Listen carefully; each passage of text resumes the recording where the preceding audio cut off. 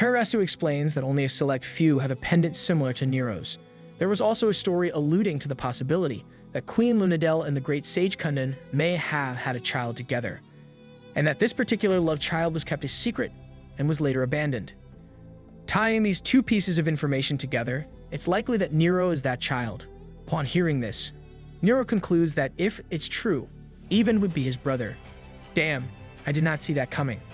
Later that day, the bald professor announces that the remaining 16 students will each have their own room. As Niro enters his room, he feels a sense of accomplishment as he has now reached new heights. Finally, no more cleaning up other students' rooms.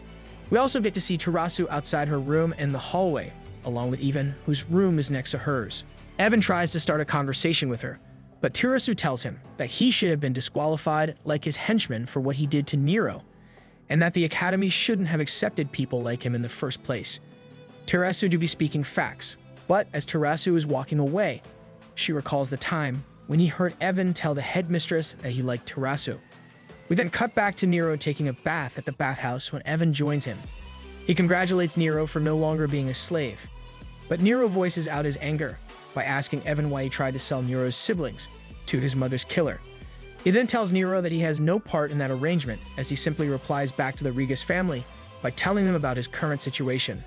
However, Niro is still clearly upset and tells Evan that he would kill him if he gets a chance, especially now that Niro is now an official that can exhibit his authority to nobles. You know they're brothers when they want to kill each other. In the next scene, we find Niro outside his room when Neria appears. Turns out Neria's room is next to Niro's. Niro praises her for getting first place in the test of knowledge. Niro then asks Neria for a favor to teach him more about their world's history. Neria agrees and tells him that she can teach him every day after dinner. That's one way to ask for a date. The next day, Neria tells the story of the Mu Empire. The Mu Empire was 3 different kingdoms: the land of the knights, Laurentia, the land of mages, Aruka, and the land of the elves, Noria. This arrangement lasted for 842 years until the seers of Noria prophesied the coming of the demon lord Secneum. To prepare for this, the 3 kingdoms established the Excanum Academy. Secneum scared the shit out of the empire. The prophecy didn't come true for the next few centuries, but as people started to doubt the prophecy, all kinds of monsters appeared. Thankfully, the Excanum Academy has already produced powerful individuals like the Shai, who wielded the legendary sword, Arcdane, also known as the current emperor, and 4 other heroes: Tarek's father, the Black Mag Gangan, the 2 genius mages, Estremis and Kundan, and the Queen Lunadel. The war against Secneum's forces lasted for a long time, with the 4 heroes leading the efforts to stop the monsters. And at some point during the war, Estremis, one of the 2 genius mages, made a breakthrough in his research, which is that a sacrifice is necessary. We then find monsters gathered on a hill stating that Secneum's resurrection is nigh. Then, the 5 heroes appear and attempt to stop the resurrection, but to no avail. So, the 2 genius mages call forth the Divine Lord using their blood. The Divine Lord appears, and the 5 bow down, pleading for the Lord to save them. Secneum, who turns out to be a hot chick, tries to attack the Divine Lord, but it is ineffective. Then, Emperor Muren thanks and apologizes to the Divine Lord right before slicing him through his shoulders. The damage he sustains is then reflected in Secneum, which gives the heroes a chance to kill her. Apparently, the Divine Lord Lugard and Demon Lord Secneum are one entity, so what happens to one will happen to the other. After that battle, the body of Secneum is split into 3 pieces. These pieces are scattered throughout the world, and each contains tremendous amounts of power. These pieces are drawn to each other, and if they come together, Secneum will appear once again. Thankfully, one of the heroes had a device to seal these pieces, called the Eyes of Lugard, which have been guarded since ancient times. Unfortunately, they only have 2 of them, as one has been destroyed, and the people guarding it have disappeared. They probably ran out of milk and went out to get some. They sealed one of the pieces in Noria and the other one in Aruka. The 3rd one remains unsealed. A few years later, when the 3rd piece was coming close to another piece, the heroes decided to take action, and the plan was to seal the 3rd piece in the body of someone with a powerful body that has a lot of mana. So, one of the heroes must be the sacrifice, and Kundan is the first one to step up. The real MVP, taking one for the team. Queen Lunadel is upset at his decision, probably because they're lovers, but Kundan still proceeds with the plan. As he's about to make the sacrifice, we find out that Estremis, Kundan, and Queen Lunadel are in a love triangle. Better love story than Twilight. He teleports to the third piece and takes it in. His fellow heroes come to check in on him, but it turns out that Kundan has been possessed and is being controlled by the demon god. So he attacks the heroes. Excanum blocks it with his shield, but the shield breaks and disintegrates his arm. However, he still has a plan. While the possessed Kundan is fighting Muren, Excanum teleports behind him and casts a spell. The spell sacrifices the user, Excanum, and this time successfully seals the third piece and Kundan. Poor Lunadel, both her lovers are gone. With the sacrifice of the two genius mages, they were able to seal the third piece. As Niro ends her story, Niro starts to shed tears, realizing the sacrifices that have been made. The next scene shows Evan and the headmistress in the same room. Evan tells the headmistress that he wants more power, and as payment, he gives the headmistress his blood, the same blood of the heroes in the past. She's quite literally bloodthirsty. The headmistress wonders why he wants more power if he's already the strongest among his peers. But as he recalls his encounter with Niro, he states that he's not even close. During all this, a spirit watches. When Evan leaves the room, Terasu corners him and tells him that she knows he's scheming something and asks why he wants to harm Niro. Evan replies by saying Niro is a slave, which upsets Terasu. Terasu tries to hit him for it, but Evan blocks his hand and calls Terasu a hypocrite, saying that even Noria has lower-class people. That's classic, shifting the blame to someone else. Terasu states that they are different because the nobles in Noria take their responsibility more seriously and don't look down on lower-class people. Evan then hugs Terasu out of nowhere. Evan finally admits the real reason why he's adamant about beating Niro. He is scared of Niro, as you should. We then cut back to Niro, who's walking in the hallway when he passes by 3 other students who mock him for being a slave. But unlike before, Niro doesn't take their bullshit and beats them up right there and then. Yes, join the dark side, Niro. Niro is more upset than before, because these are the people his father had sacrificed his life for. And as he says this, Evan explains to Terasu that he wants to become a shy to save his father. Evan asks Terasu for advice, but Terasu doesn't take his bullshit and basically tells him he's a spoiled brat, unlike Niro, who had to face difficulties all his life. Yes, you tell him. In the cafeteria, we find the students of the academy eating mindlessly, while Niro cannot help but be upset. He then lashes out, which shocked the students, before leaving the building. Outside, he vents his anger by cutting down a tree. He's upset that the people whose father gave his life for turned out to be greedy pigs, so he sets out to change this system. In Niria's room, we find that she's preparing an almond, and she plans to give this to Niro, which in this world is the equivalent of giving chocolate to a crush on Valentine's Day. Then, in the next scene, Niro is beating up his fellow students, clearly upset about something. They probably insulted him again or something. While he's beating up a student, Tarek stops him and tells him he's going too far. Turns out the student did insult Niro. The student threatens to tell his father, but Niro threatens him back by saying that if he becomes the shy, he'll take revenge on that student if it ever comes to that point. Tarek scolds him again, but Niro responds by saying he's the same as them. Oh, now you're going too far. Niria and Terasu witness this scene, so Niria holds off giving Niro the wrapped almond. As Niro sits on the stairs, Terasu talks to him about his goal to become shy. Niro explains that the world his father tried to protect with his life has now become corrupted, littered with people who are greedy and are willing to treat other people's lives like trash, similar to how people treated his family. He wants to become shy in order to change the world. Even hears this as he is taking a peek at their conversation. You sneaky bastard. Finally, Niria was able to present the almonds he packed to Niro, which is probably the same as confessing her feelings, but Niro refuses. Be nice to her. God damn it. In the next scene, Terasu gives Niro several almonds, but this time, Niro accepts and they kiss, and since Evan was watching, he sees this as well. Dude got cucked for real. He then throws a tantrum in his room. It turns out Tarek was also planning to give Niria almonds, but he decided not to. In Niria's room, we see Niria crying. So much drama. The next day, the bald professor gathers all the fourth-year students and tells them they're going to test their swordsmanship like before. This time, however, their goal is to fight the bald professor with swords alone, and they will be awarded points according to what they can do, be it hitting him, making him fall over, or disarming him. A couple of students go at him at once, but he managed to fend against them. Tarek and Evan also give it a try, but they just got insulted by the bald professor before getting knocked down. They try again, but the results were the same, so Niro also gives it a try. He's doing better than the two, and with his technique, he was able to split the professor's sword in half, in which, effectively disarming him, much to the shock of everyone. He really has a talent for breaking swords. So, the professor surrenders. Niro taunts the other students by saying they can't surpass him, but this upsets even so much that he activates his magic. The bald professor tries to stop him, only to be entangled with his magic. He then attacks Niro, but Niro successfully dodges every time. Tarek also tries to stop Even, but Even uses magic to knock him out. He also warns the other students to back out if they don't want to be in danger. Niro runs towards his sword and equips it to prepare for battle. They then get in heated combat, and Even uses an unfamiliar spell. Turns out Even wants to kill Niro because he kissed Terasu. Even is very jelly right now. Their battle continued for a short while until the headmistress interrupts by knocking them both out with her magic. Lol, one-shotted. A week later, Niro and Even meet again with each other, but they just ignore one another. Tarek meets up with Niro and explains that the next time Niro gets in a fight, he'll get expelled, and he only avoided punishment because Even started it this time.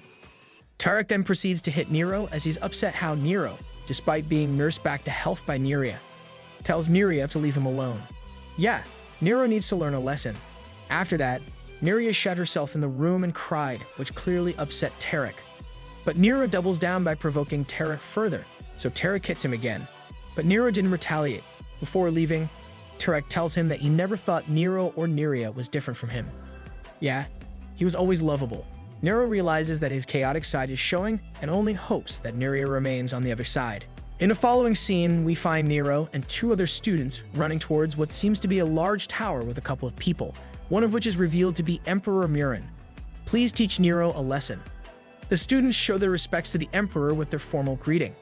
The Emperor congratulates the fourth-year students and gives a motivational speech right before explaining to them the Empire's problem right now, which is the increasing activity of Secneum's forces. He then explains that as soon as the students complete their exam that year, they'll be put on the front lines, and encourages them to prepare until then. With that, he concludes his speech and leaves. The students express their concerns after realizing that their peace might soon be disrupted because of the war. Great, that means more action and less drama.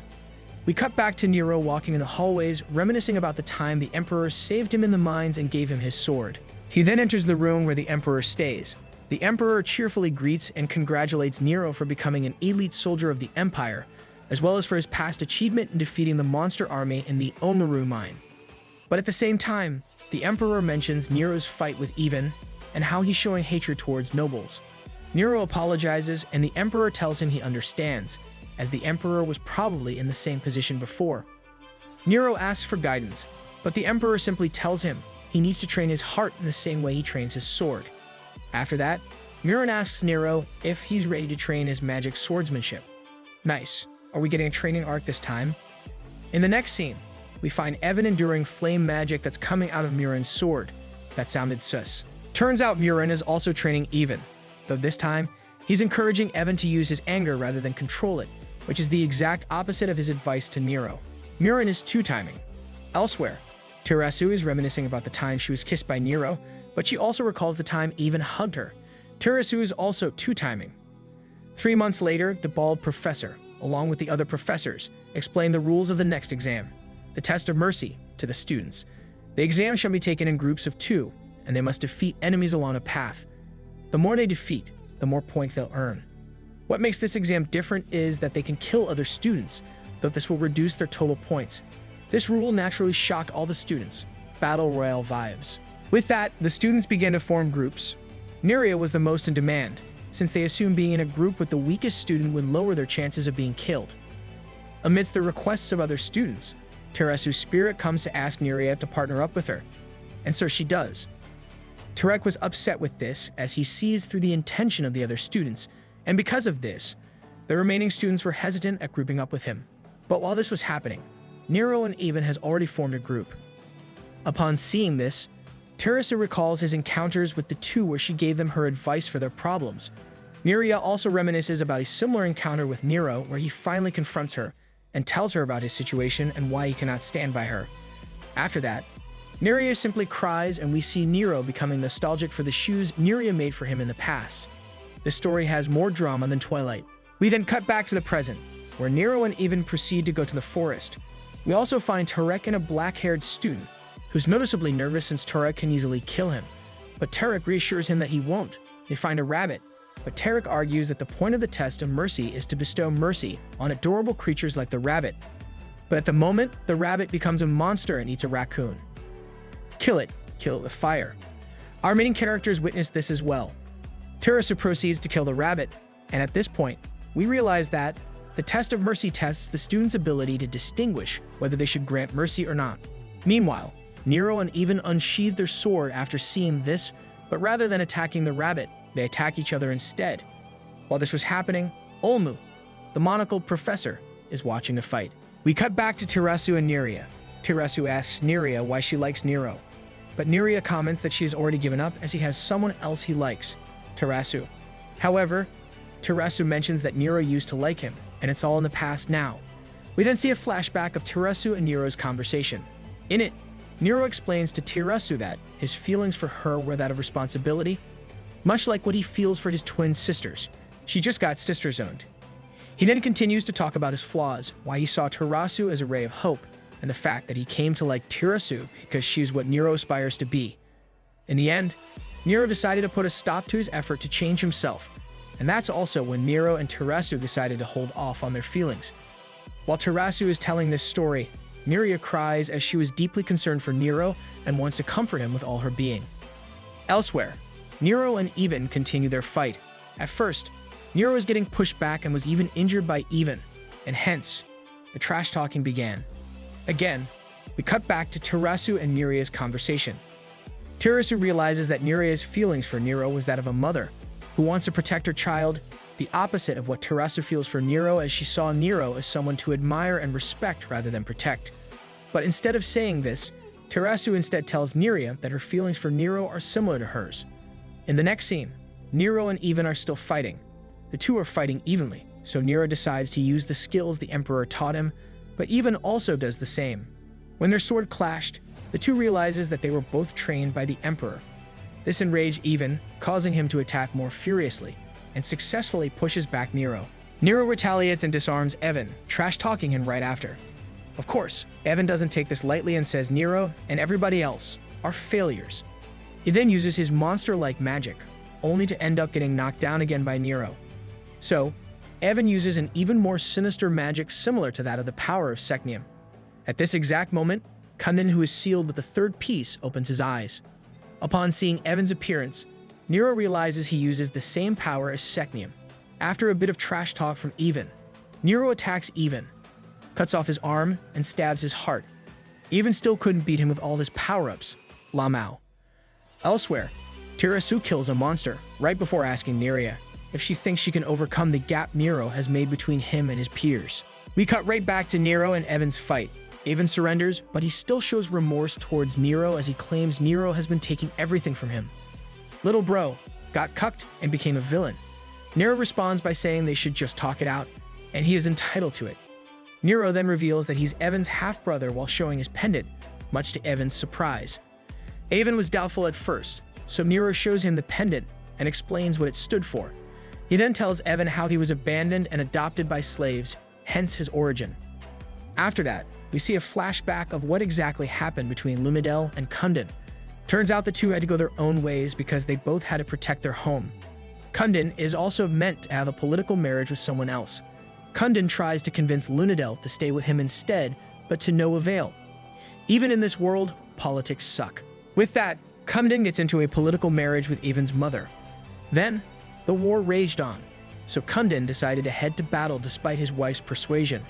In the war, Kundin gets injured during his fight with a monster. So, Lunadel rushes to the camp where Kundin is residing and finds Estremis and Kundin. Estremis cannot fully heal Kundin, so Lunadel decides to heal him instead. However, this method shortens the lifespan of the user, so Estremis objected. But Lunadel goes through with it nonetheless. If only my healer in games is this selfless. Kundin wakes up to find Lunadel, and the two get into an emotional reunion. After that, Kundin comes back to his hometown. Evan's mother comes to greet and hug him, but Kundin ignores her. That's when Kundin explains his relationship with Lunadel and how she's pregnant with their child, much to the grief of Evan's mother. Everyone is a two-timer, apparently.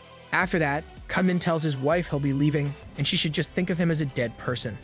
The mother was upset as they were about to have a child. So before leaving, Kundan gave his child the name Even. Don't worry, he'll probably come back once he gets some milk. A few months after that, the war ended, so Kundan must have already been sealed at this point. That's when the rumors regarding Kundan's and Lunadel's child spread, though that rumor died out shortly after. In the next scene, we find Muren being crowned as the Shah and Emperor of the Empire.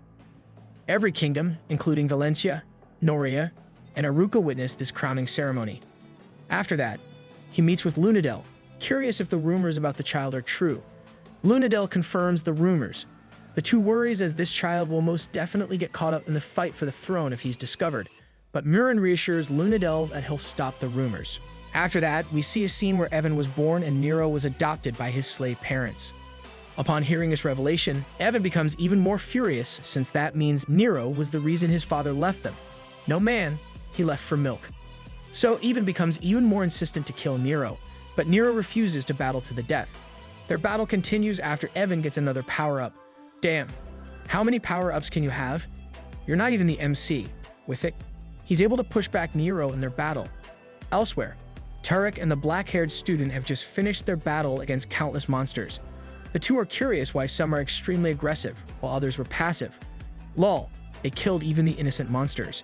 We cut right back to Niro and Evan's fight, in which Niro has finally given up. Evan now has the chance to kill him, but after a flashback montage of his experience in the academy, Evan decides not to kill Niro. He then realizes that they are fundamentally the same. Here comes the power of friendship. At that moment, the seal stopping Kundan from going loose cracks. It also turns out that Muren had planned for this to happen. As mentioned by the headmistress, Hydia. After the exam, the professor goes ahead and tells the score of each group. Tarek's group got 0 since they killed everything in sight. Others got a positive score. Tarasu got -4 since she probably killed an innocent creature. And Niro and Evan got -5. Niria, despite being in the same group as Tarasu, gets 7 points because she didn't kill anything.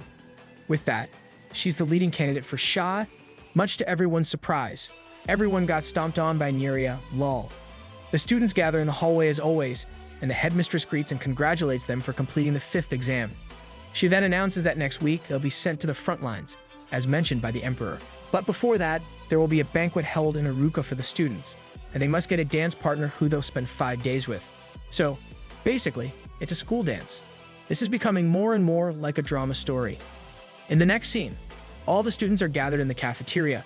This was the perfect chance for students to get a dance partner, which is why that's been what's in the mind of most students. Evan comes to sit at the same table as Niro. Are they friends now? But turns out Evan just wants to ask Niro if it's fine to ask Tarasu to be his dance partner, since Niro and Tarasu are no longer as close as before. Before Niro can answer, Evan goes for it anyway and asks Tarasu to become his dance partner, to which Tarasu agrees. Evan then comes back to Niro's table after. The next day, the students prepare to leave. The bald professor briefs them on their journey to Aruca, where the banquet will be held. Each couple is assigned to a royal carriage. Before going in, Niro finds Tarek and Niria, as well as Tirasu and Evan going inside their respective carriages. In Niro's carriage, we find him with his partner, who's reading a book. She didn't want Niro to talk to her as she doesn't want to get close to him. Fair enough. Meanwhile, in the other carriages, Tarek and Niria get along well as Tarek tells her stories of his childhood. On the other hand, Tarasu and Evan have a more meaningful conversation, as Tarasu asks Evan why he's always with the headmistress. Evan explains that people comparing him with his father, as well as Niro's appearance, resulted in his inferiority complex. That's why the headmistress offered to give him more power in exchange for blood was a tempting deal. The power he got from the headmistress was the power of Secneum. Though it surprised him at first, he has come to accept it as part of his own. The journey continued and our characters began to come closer because of it. And all this time, Niro is just bored out of his mind. The carriages then stop and the students are ordered to stay in an inn nearby. As the students are getting out of their carriages, Niro finds Tarek and Niria and Tirasu and Evan, who are much noticeably much closer than before. Oof, that must be painful. As they walk to their inns, Niro is slowly realizing that he's hurt, though he doesn't understand why at first. This is his first heartbreak after all. This continued until the end of the day. The next day, the students continue their journey to Aruca via carriages. Terasu, upon seeing the violin in their carriage, asks Evan to play it. Evan goes along with it and plays a song. In another carriage, we see Tarek and Niria still talking about their childhood, though Niria is the one doing the most talking this time. All the while, Niro is struggling to converse with his glasses partner. In the next scene, the students are on a boat. Niro witnesses Terasu and Evan bonding. He's getting jelly now. So he leaves his glasses partner to lie down, but he also witnesses Niria comforting Tarek, who is seasick. He gets even more jelly. Finally, they arrive in Aruka. While in his room, a butler comes to give Niro his outfit, which he then wears. During a banquet, we see Niro being approached by two nobles, who probably want to make connections with him after assuming he's from a prestigious family. But upon knowing that he's a slave, they awkwardly withdraw. Lol, little bro probably has a noble repellent. After that, he finds Terasu in her beautiful outfit and is mesmerized by it, until Evan greets him in a friendly manner. Oh, are they actually friends now? Right after that, Evan gets into a dance with Terasu. How the turns have tabled. He also sees Niria and Tarek dancing, which probably makes him extremely jealous. Niro continues to be heartbroken after seeing Tarek and Niria closely dancing. It also made him realize he probably had feelings for Niria as well. He struggles to control his emotions, but then he looks at the glasses of alcohol and recalls the time when his father used to drink alcohol to supposedly forget his emotions. So Niro chugs a lot of alcohol. Oh no, he's an alcoholic. In another scene, we find Olmu, the professor with the monocles, dancing with the elf professor, who praises his ability to dance. Bro got the riz. At that moment, Olmu lets go of his partner and go back to being his vigilant self. Never mind. He realizes that the headmistress who likes to be the center of attention isn't there, so he assumes she's plotting something. True enough, he finds the headmistress plotting something with a suspicious person. The headmistress talks about the students in the battlefield, but Olmu cannot hear their conversation properly. He tries to get closer, but he alerts the headmistress, who instantly shoots a fireball in his direction. Thankfully, Olmu was able to teleport away. Back at the banquet, Niro was already drunk. Because of this, he proposes to dance with everyone he sees. As he's about to fall over, Terasu grabs his hand and keeps him standing. She then tries to escort Niro to his room. Evan sees this and escorts Niro instead since he's technically his brother. Slowly but surely, Evan is getting softer. In the next scene, we find Tarek and Niria on the balcony. They were about to kiss, but Niria decides against it as she still has feelings for Niro. There's more drama here than in Wattpad stories. Meanwhile, Niro tells Evan he likes him, only to find out that Niro was referring to Niria. The next morning, we see Niro waking up from his hangover. He roughly recalls what happened that night, which embarrassed him. He then finds a letter, which is most likely from Evan, telling him he'll kill Niro if he ever has to do that again. Evan is a tsundere. Elsewhere, Olmu is checking a list of names of students and realizes that those who can potentially become a threat are separated from others. He proceeds to burn this list and make a new one, declaring that he's rebelling against the headmistress. As always, Olmu is the real MC of this story. The students gather in the hall. Niro and two other students arrive later, so they were scolded by the vice principal. Afterward, the vice principal announces that they'll be dispatched to Aruka and Noria to fend off against Secneum's forces. This mission will serve as their 6th exam, the test of authority. This surprised not only the students but also Olmu. The students are then divided into 2 groups consisting of 8 students each. Group A will go to Aruka and Group B to Noria. The vice principal announces the students in each group. Unfortunately, Tarek is the only main character in Group A. The rest, including Niro, Terasu, Niria, and Evan, are in Group B. As they prepare to leave, Olmu tries to warn Group A, specifically Tarek, to do his best to survive. Why'd you have to give my boy Tarek a massive death flag like that? The students bid their farewells to their friends. Niria gives Tarek a bracelet she made herself, and Terasu bids farewell to the green-haired elf princess. With that, each group starts its journey toward the different regions. In the next scene, we find a camp of soldiers struggling to fend off against Secneum's forces. They brief the professors about their situation and how the enemies seem to have known about their attack. There's an imposter among us. After that, the bald professor announces that the army will be led by the professors and students. Olmu splits the army into 4. The first squad will be Niro and Niria. The second squad will be led by Terasu and Evan. And the third squad will be led by the remaining 4 students. In other words, the students will become the lieutenants of each squad. The students didn't know what to do at first, so Gerard, the bald professor, scolds them and tells them they should be more serious than ever as they're on the battlefield. Hopefully, there will also be less drama. After that, each student goes to their platoon. We first find the platoon assigned to Niro and Neria. When asked who's the lieutenant, Neria pushes Niro as she's too shy to introduce herself. At that moment, we get a flashback montage of Nero's journey to become a soldier. Then, he gives a motivational speech to the soldiers, which boosted their morale. After much planning, the army has decided to set out in 3 hours. Once the other people have left, Niro asks Olnu why they're not sending anyone to save the slaves that are being attacked by 100 monsters. However, Olnu argues that the life of the Lord is more valuable than that of the slaves. Hence, it is in their best interest to focus on saving the Lord, since they can gather supplies more easily that way, which is far better than gaining 500 manpower. Of course, this upsets Niro, but he cannot do anything as this was an order. In the castle, we find the Lord and the nobles worried out of their minds as they're getting besieged by the monsters. The Lord demands to see Kara, who's probably a powerful officer, but it was revealed that she left 10 days ago to help the slaves. Great. Yet another comrade for our main character. Of course, the nobles and the Lord were upset at this news. Elsewhere, we find a priest, who's probably Kara, maintaining a barrier that's protecting the slaves. Turns out Kara has been maintaining the barrier for a week. Kara, the new MVP. I hope she meets with the MC. The opposing army's leader assumes that the barrier must be weakened right now, so he sends his minion to test it out. True enough, the barrier is becoming weaker, though it's still strong enough to burn the minion's hand.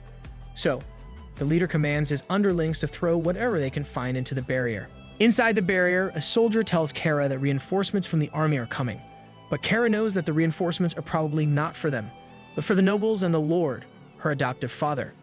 Kara then states that she cannot hold on any longer. At that moment, the monster leader attacks and successfully breaks the barrier. Right before the monster kills Kara, he hears the sounds of battle from a distance. We then see Niro fighting the monsters. MC to the rescue. After his valiant entrance, the remaining members of his platoon head toward the monsters. A soldier gets knocked away, but he was instantly healed by Neria. Healer GIF. Seeing the two students' abilities, the soldiers fight with boosted morale.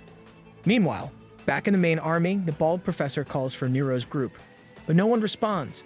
This is giving me group chat vibes when you ask someone for help. Someone then says they went for the slaves, prompting Olmu to realize that this insubordination may just cost Niro everything. At least the MC is following his belief. Kara wakes up and finds that she's still alive. She then sees Niro fighting the monster leader. Meanwhile, the castle is still being sieged.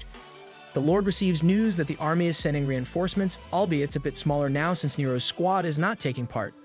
Yeah, he's kicking ass right now. The main army remains skeptical since they've already lost part of their forces, but they still proceed to plow through the countless monsters sieging the castle. They manage to enter the outer wall of the castle with the professor's help, but at the same time, the monsters were able to enter the castle where the nobles and the Lord reside. Elsewhere, Niro is held by the neck by the monster leader. Never mind, he's not kicking ass. Niro has his sword deep in the monster's chest, but the monster simply regenerates the wound, so Niro cannot take the sword out. But as the monster is in the middle of trash-talking him, Niro casts his spell and blows up the leader. With that, the soldiers begin to counterattack more furiously. Kara then thanks Niro for protecting the slaves. Yes, is that another ship? During the battle, the slaves thank Niro, but rather than simply accepting their thanks, he encourages them to step up and protect themselves with their own hands. He then explains that he was also born as a slave. With this, he was able to encourage the slaves to take up arms even though slaves aren't allowed to hold weapons. Nice. Plus 500 soldiers. We then cut back to the main army, who are slowly getting surrounded by the monsters. The professors too are running out of mana and stamina, but right before they get completely overwhelmed, the sounds of another battle come from a distance.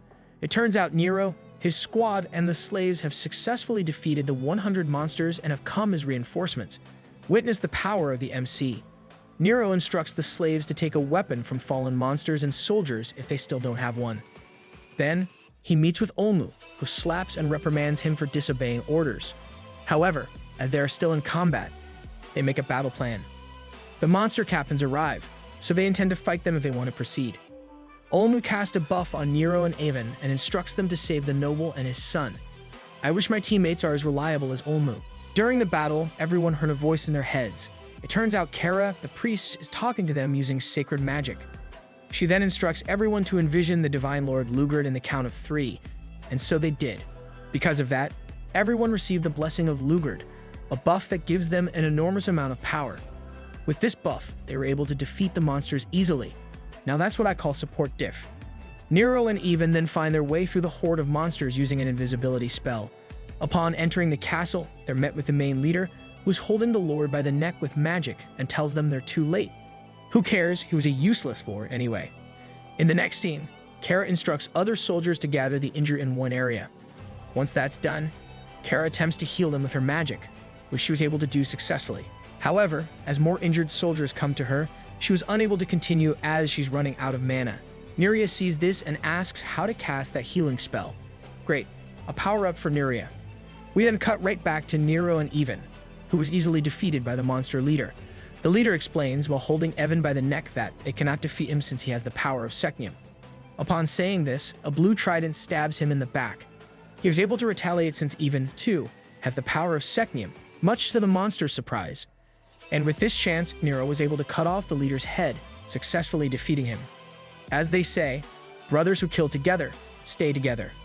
Meanwhile, Niro is trying to cast the sacred healing magic that Kara cast earlier. She expresses her desire to save the soldiers, and with her earnest request, the Divine Lord responds. So, Niro successfully casts the healing magic, healing the injuries of every ally on the battlefield. Niro is extremely OP. With that, they were able to win this battle and everyone celebrates. After the war, Kara was crowned as the master or lady of the region, since the previous was killed in the previous war. She then declares that slaves can bear arms, seek education, and join the military. Wow. So it was actually a good thing the previous lord died. Nice. Kara then thanks Niro and Niro for coming to their rescue when nobody did. Upon seeing this, Olmu recalls how the current emperor, Muren, made everyone bow before him despite being a slave. And this time, Niro, who's also a slave, was able to make everyone raise their head. Oh, that's probably why the title is Slave B. The emperor is the slave A. In the first scene, Niro is being pulled by tentacles while reaching out for Niro, only to fail. Lol, that's a scene straight out of hentai. But it turns out that has yet to happen. 1 week prior to that, we find the professors planning a battle. This time, the students are grouped into 3, since there are 3 strategic points they should cover. Oh, just like a MOBA then. With that, the students proceed to travel to their respective regions. During their journey, Niro recalls his encounter with Olmu. Olmu tells Niro that while he did save him this time, he shouldn't do this again as he may be executed or even brought back to slavery next time. Of course, this upsets and even confuses Niro, since he's torn about whether he should save unprivileged people like slaves or just follow orders. Seeing this, Niro gives a look of concern. Even after all the drama, Niro is still the best girl in this story. Upon arriving at their destination, the bald professor leads the charge to attack the monsters. Niro finds it easy to kill the monsters, since they're already tired of fighting the soldiers. He then hears a scream from a distance, and finds that Niro is about to get killed by a monster. Thankfully, Niro managed to kill the monster before his attack connects. Niro then instructs Niro to stay near him and don't leave his sight. Oh no, Niro is cucking Tarek too. After a long day of fighting, they were able to kill all the monsters successfully. They were then welcomed by the soldiers inside the castle. However, seeing how weak the monsters are, Juror asks why the soldiers struggled against them. It turns out that they were also busy dealing with slaves that are laying siege upon the soldiers. They probably treated those slaves like trash. Because of the revolt, the supply lines of the soldiers were cut off, hence why they were also exhausted. Upon hearing this, Niro asks the soldiers what they did for the slaves to act like this. However, the soldier responds by saying they don't know what's causing them to revolt. But Niro argues that instigators always forget the terrible things they do. Before they get into a heated argument, the bald professor stops them and asks the soldier to open the gates, as they will attempt to clear any misunderstanding between the slaves. Upon entering, they find a group of slaves ready to attack. The bald professor raises his hand and tells them they were sent by the emperor. So, the slaves lay down their arms. Wow, that slave looks like Slave C. As Niro looks at the slaves, he assumes that they must have been cornered into a dead end, and he knows the feeling well as he has been in their position in the past. In another place, a soldier brings Olmu news that Cephas is leading the charge in one of the 3 fortresses getting besieged. He then instructs the soldiers to send reinforcements that way immediately. Tirasu asks who Cephas is, to which he explains is one of the leaders who can turn people into emotionless beings with only their darkest thoughts. Mind control that explains why we got a scene out of hentai earlier. It was then foreshadowed that the slaves in the fortress that Niro and Neria were assigned to are probably being controlled. While on their way to the inner castle, Gerard asks the slave leader what caused them to revolt, to which the leader answers was, because nobles are greedy. They restricted the slaves' food supply and didn't allow them to arm themselves. For that reason, they've decided to rebel. After hearing this, Niro gets upset since he has been on the receiving edge of this greediness in the past, and understandably, the slaves are incredibly furious and want to retaliate. So, Gerard and the slave leader come to a compromise. They agree that would come to the castle to negotiate with the nobles, and if they attack, they will help them siege the castle. With that, they proceed to go towards the castle gates. On the way, they pass by the statue of the Lord, Aslan, who was supposedly a noble known for fighting for the rights of slaves. Well, that seems suspicious then. While walking toward the castle gate, a warning shot was fired in the direction of the bald professor. Gerard attempts to negotiate with the Lord by saying they were sent by the Emperor, but Lord Aslan refuses and asks them to leave.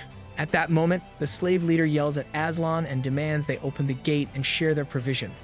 However, the mage sends a fireball flying in his direction, which Niro was able to successfully block with his sword.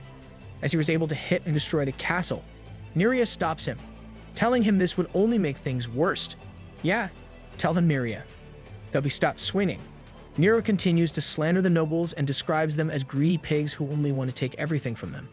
Lord Aslan then realizes that Niro was a slave, which Niro confirms, but rather than acting like your average entitled noble, Aslan responds by asking Niro if he truly believes every noble is corrupt, and argues that Niro only thinks that because of his bias. You make a good point. Niro turns to Neria and asks her to reinforce his belief, but alas, Neria's master was kind and nice, which further proves the point of Aslan. Yep, generalizing is bad. In the end, Niro is unable to agree with Aslan, so he proposes that they meet in the peace statue later. So, Aslan meets with the slave leader, who turns out to be a duke, as mentioned by Aslan. Before starting the meeting, Aslan explains to Niro that the truth is unsightly at times. True enough, when Aslan sits in the chair, it explodes in front of Niro. Right after the explosion, the slaves went right into attacking the nobles. Seeing this, Niro was in disbelief since he always thought slaves were the good guys. Well, there's bad in everyone, even slaves. Niro just stood there while everyone was retreating, so the bald professor had to get him back to reality. Despite the slaves' attacks, they were able to retreat successfully due to the mage's magic. However, Neria got hit by arrows after helping Niro get inside the gate. The mage immediately went to her aid and used healing magic, so she was able to avoid death, though her injuries are still fatal. Inside the castle, the mage points Niro toward the graves of men, women, and even children that the slaves have killed. Great, another character development for Niro. The mage then explains why the slaves are acting like that. When Aslan became the lord of the city, he made a policy granting slaves financial rights. With this, they were able to participate in the city's economy and essentially become merchants. Of course, commoners and nobles were opposed to this idea, but Lord Aslan went through with it anyway. Wow, he was such a nice guy. Too bad he's dead. That's because he was also once a slave due to his evil stepmother. He became a noble years later, so he truly cared for slaves. Because of this policy, a lot of slaves were able to be wealthy, some even richer than the nobles themselves. When this happened, the slaves acted similarly to nobles in that they treated those with less money than them like trash. They really pulled out the Uno reverse card. To remedy this, Lord Aslan increased the taxes on slaves, and this caused the slaves to become upset. Then Secneum's forces invaded. When the city was conscripting soldiers, the slaves declined with the excuse that they were not allowed to bear arms. Moreover, when the city distributed supplies, they distributed it equally among the nobles, commoners, and slaves.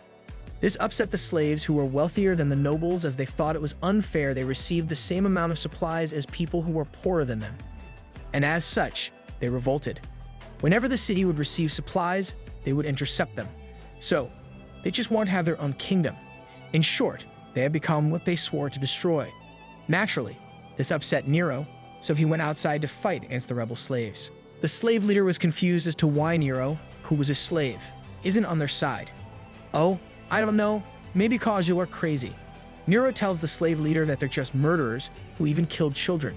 The leader responds by saying that sacrifices must be made, in the same way the Emperor made sacrifices to get where he is.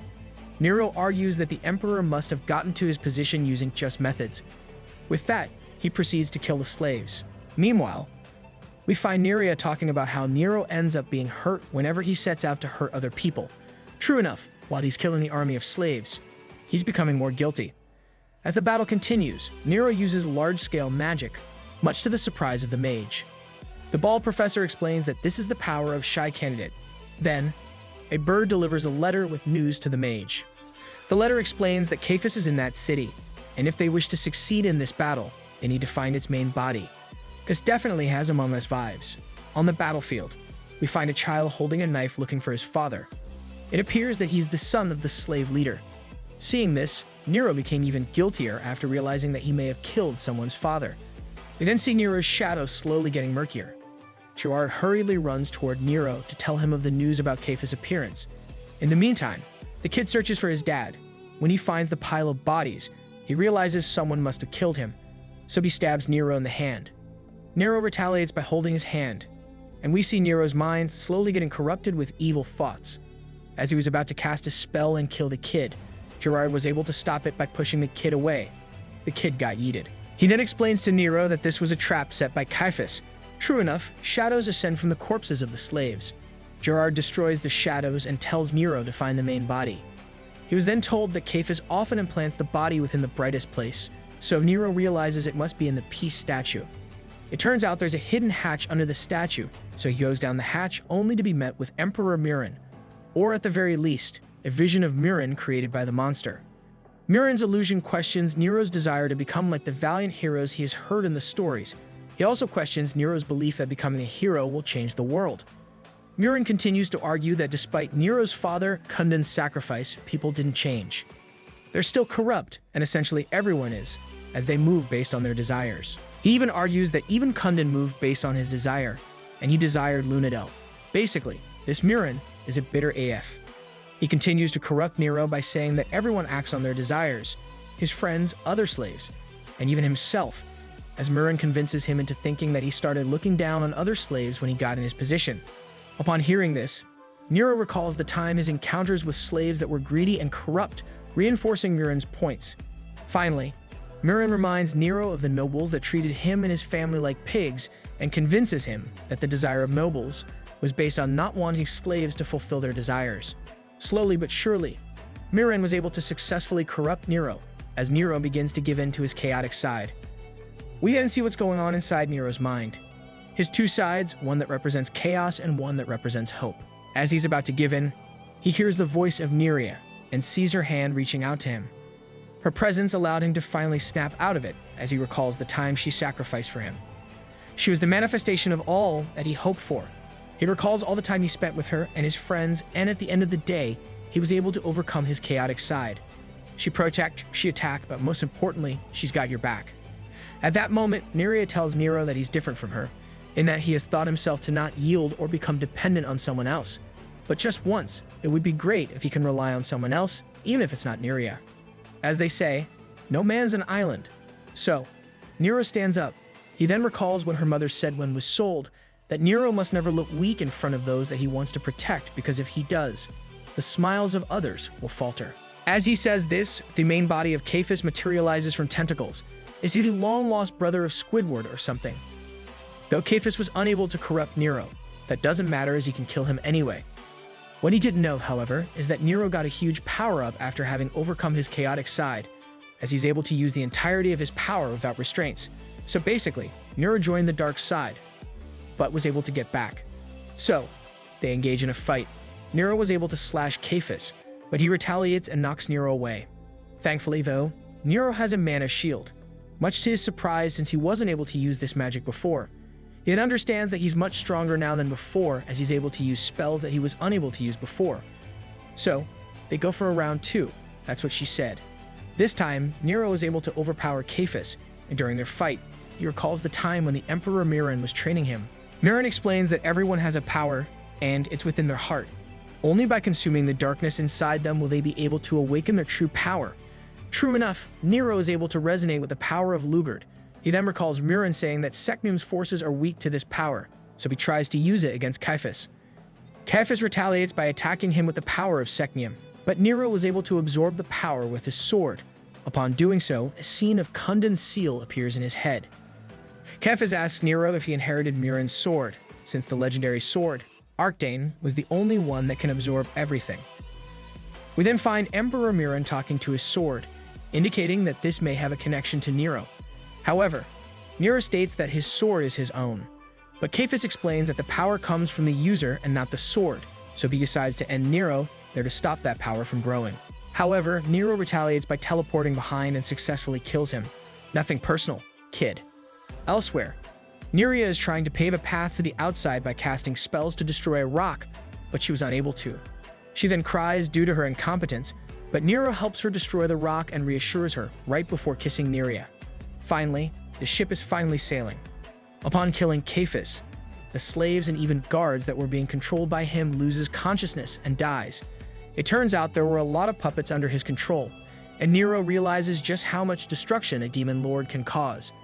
While the slaves did some terrible things, at the end of the day, they were being controlled, and they didn't deserve to die.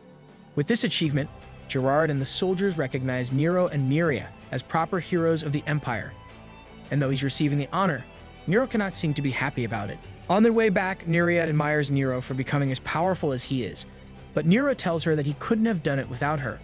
He also admires Niria for not having fallen to her chaotic side, unlike Niro. Niria is just so incredibly wholesome. Niro then expresses his concerns about his understanding of people, as he has realized that he doesn't know the world as well as he thought. They then arrive at the camp where the two other regiments are, who apparently have won their battles as well. They are greeted by Olmu, who congratulates them for defeating Caiaphas. Gerard explains that it was Niro and Niria who defeated him, which impresses everyone, especially Terasu and Even, as they realize that they must be as strong as Emperor Muren if they were able to defeat Caiaphas. I personally don't think so, maybe in character.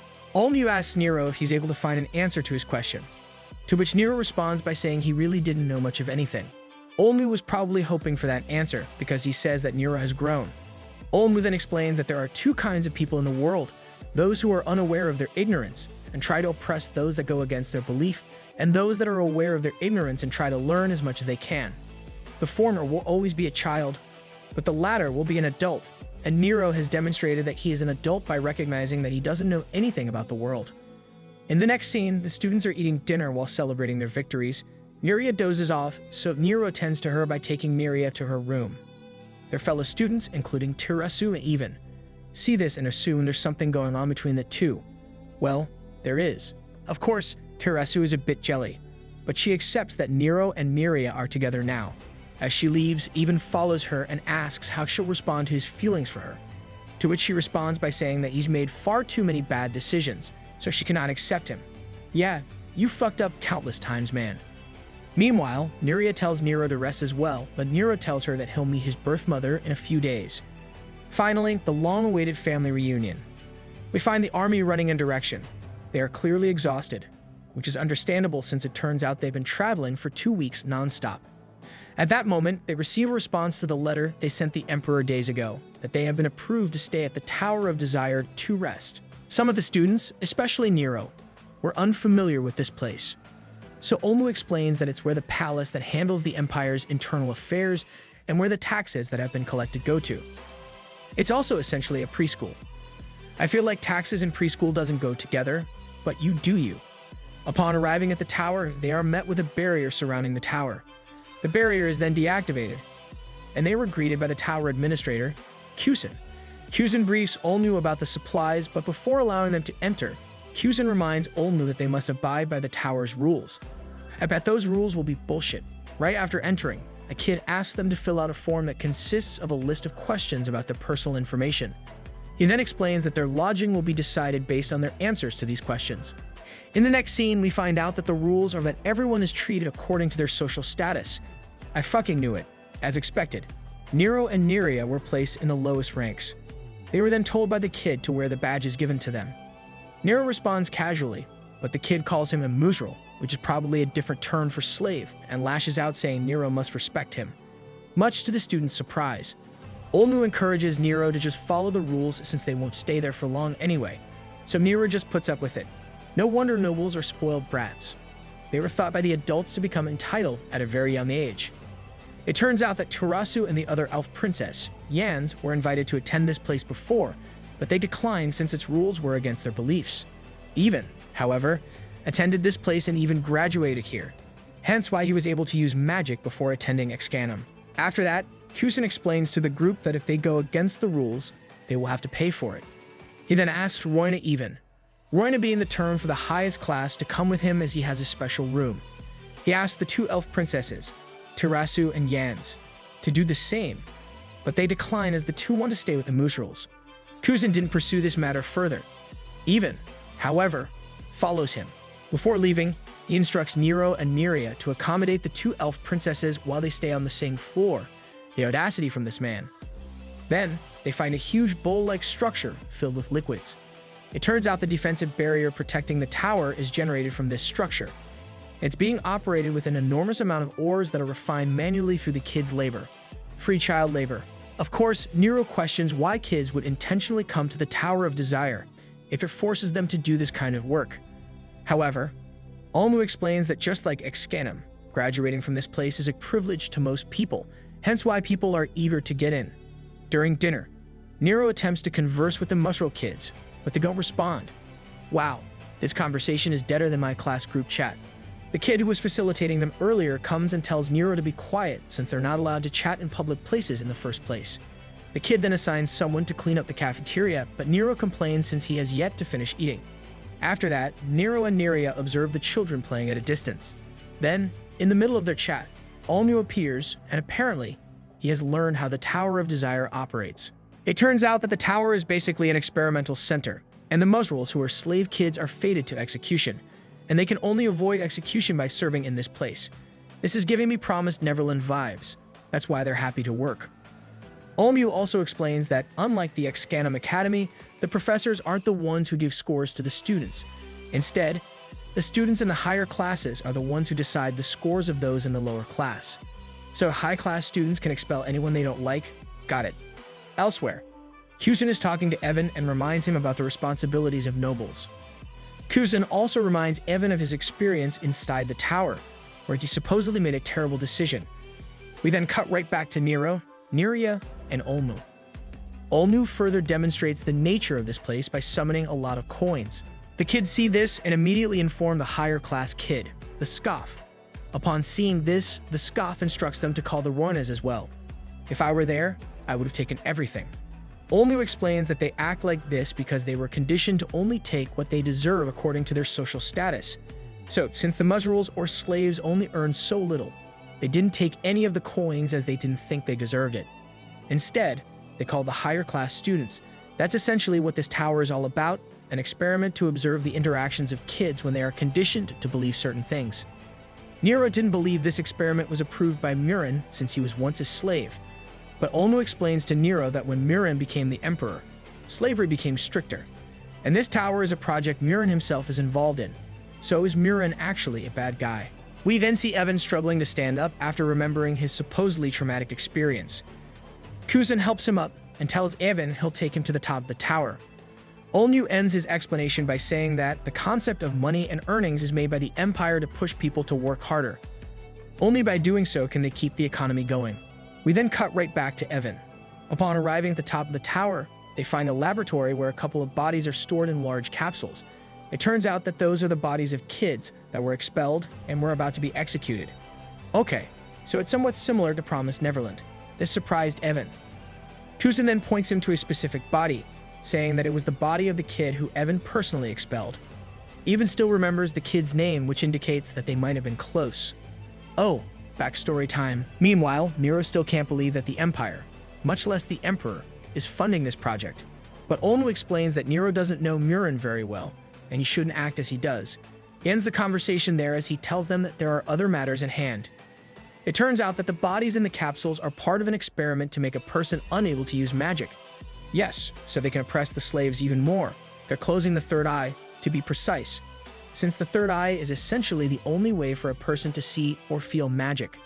The experiment is working, but the speed at which the third eye closes is too slow. Kusen then explains that they're already doing this by spraying potion through the sky.